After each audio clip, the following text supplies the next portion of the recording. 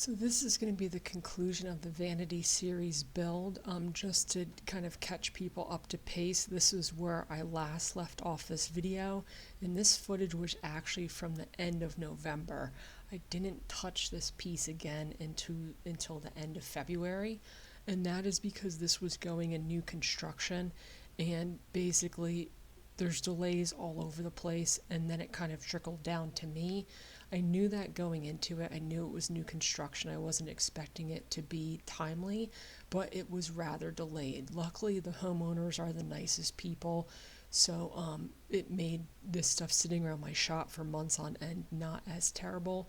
But after this video, I'll be doing the built-in, which this is sitting on top of at this moment.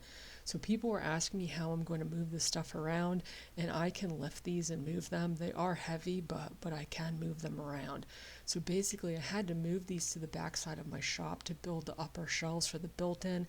Like I said, these are going to the same customer, and I thought the Vanities were going to be delivered first, but the built-in ended up being delivered first. So I had them sitting in the back of my shop for quite a while. Once the built-in was installed, I could move these back and I could stain them and finish up this series.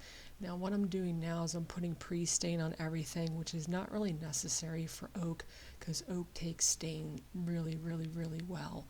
But I just do it because this plywood you're getting now is not the best quality, and it will leave the surface a nice even finish. It doesn't hurt to use it, and it's not super expensive. So then the color that the customer chose was Special Walnut, and I went through and I put that on everything. I'm putting the stain on everything you're going to see and everything you won't see. So that includes all the interior portions of the cabinet, which means I removed all the hardware. I know some people cover this sort of stuff with tape. I sometimes start to do that. I usually say to myself, this is going to be a long hassle and a lot of money because painter's tape isn't cheap. And then I usually end up removing all the hardware, which I did for this. And then I could go through and put on a layer of stain. I put this stuff on very quickly, pretty sloppily. I let it soak for about an hour or so, depending on the temperature. And then you just want to make sure to take a rag and remove all the excess before it dries. That's really important with oil-based stain. So then once it's thoroughly dry, and I let this sit set for about 4 days, even though the can tells you differently, I've had problems with stain lifting up because it's not dry enough. I went through and I put on the top coat. The top coat is a water-based top coat. It's General Finishes. It's a really nice grade top coat. And I prefer usually doing oil-based for stuff like this, but the customer didn't want anything that would yellow the finish. So we went with an oil-based. Coated everything. I could go through the next day with very fine sandpaper and very lightly sand the surface because I don't want to remove a ton of the finish. And then I put on 2 more coats. Now I sanded this pretty nicely before I started, and the finish I put on is an expensive finish, but it's really good, so I only sanded after the first coat. After that, everything was smooth enough. I just put on the next 2 coats, and like I said, I put the top coat on everything. You really want to be careful with only coating and staining things that you see, because the wood will still absorb moisture at different rates and it could lead to trouble. The only thing I really don't paint or stain in the round is going to be built-ins, just because that would be a ton of material you're never going to see, and those are permanently affixed to the space. That's really the only thing I don't finish all 4 sides of.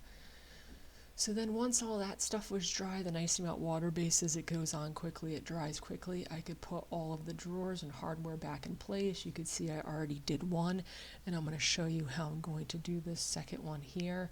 So I had already marked where all these would go, and the screws I had attached in these were the slotted screws, so these could slide back and forth.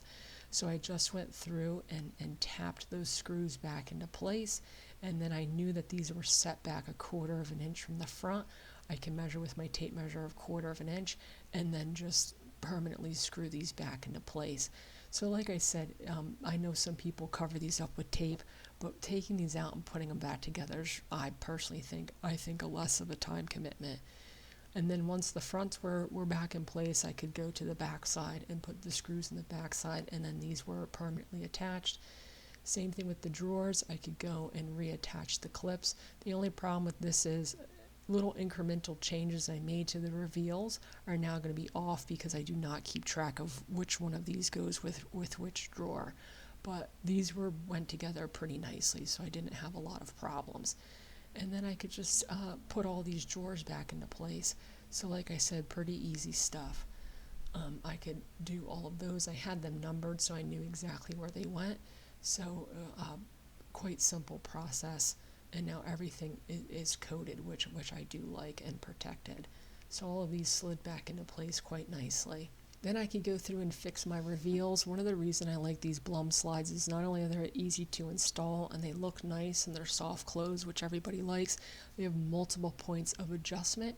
Those clips on the bottom, you could see the little dials will shift the drawer left and right, and they also have little fins on the side that will lift the drawer up and down. So if you are a beginner or you're not perfect at doing this like myself, all these little changes can really dial in these drawers. And then there's even lifts and adjustments for the back side of the drawers, but I've made enough of these. I usually don't have to fuss around too much with the backs.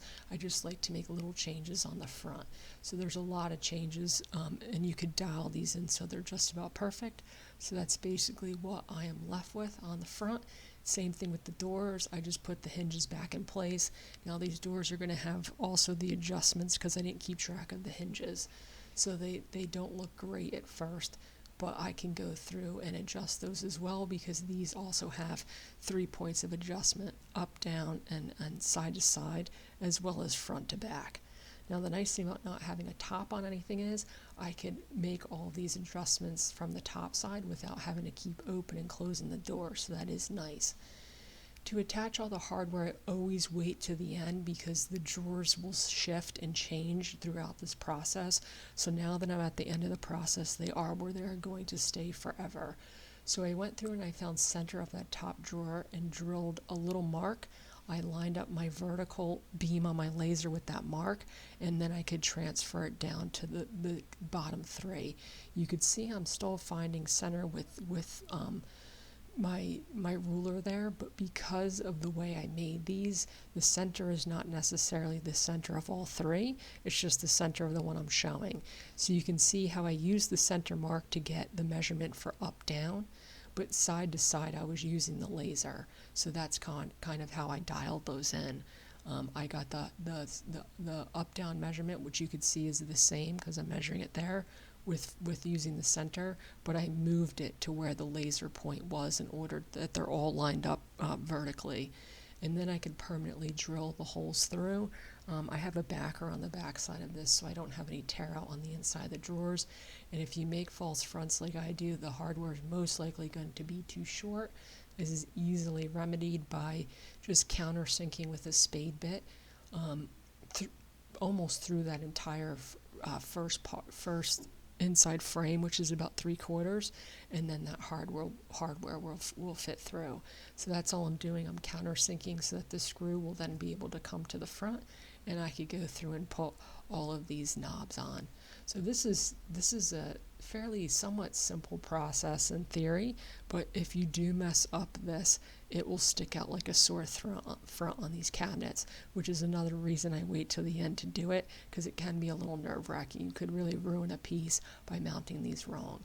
So then for the other side, all I'm going to do is move my vertical. You can see I already pre-drilled my new mark, and then I could do them all down.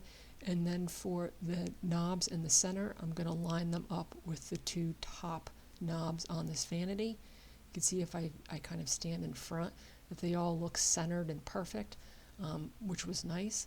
And then you could see I had the laser lined up across the center of those 2 knobs, so that all these top knobs will be in a row.